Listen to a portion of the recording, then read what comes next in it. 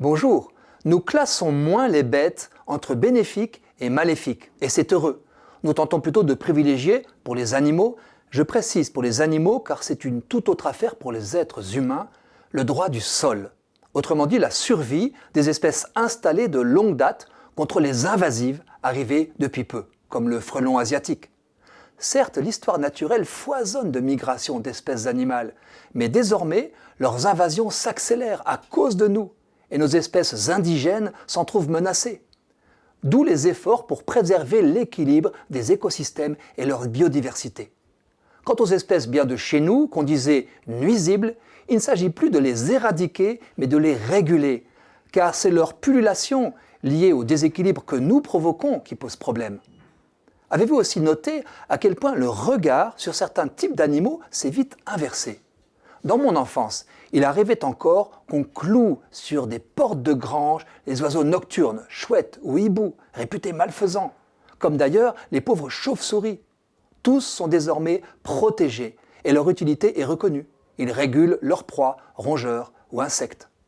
Il en est de même des serpents qu'on a longtemps massacrés et exhibés en trophée. Puis on a dit bienfaisante la couleuvre à l'œil rond et à la queue longue, et malfaisante la vipère venimeuse à la pupille verticale et à la queue courte. La capture des vipères donnait même droit à des primes.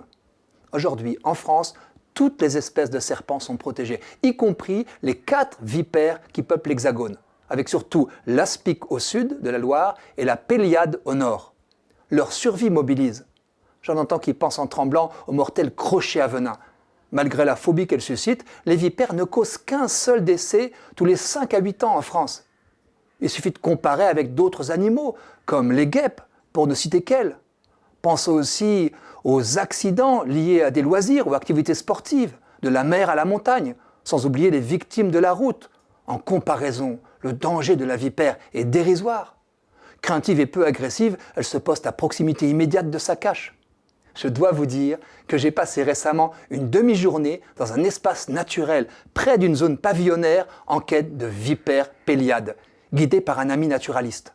En marchant à petits pas, notre œil attentif en a trouvé 20 sur quelques centaines de mètres, dont plusieurs à la lisière d'une clairière où s'ébattent promeneurs, joggeurs et familles en goguette.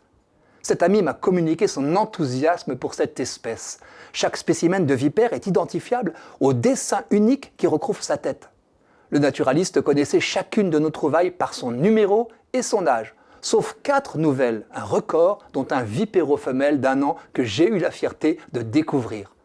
Ravis, nous avons photographié la signature de sa tête avant qu'elle ne file. Protéger la vipère suppose la survie des milieux ouverts que les grands herbivores disparus maintenaient dans nos forêts avant de disparaître. À nous de prendre le relais. Vous l'avez compris, j'ai basculé dans le camp des vipères.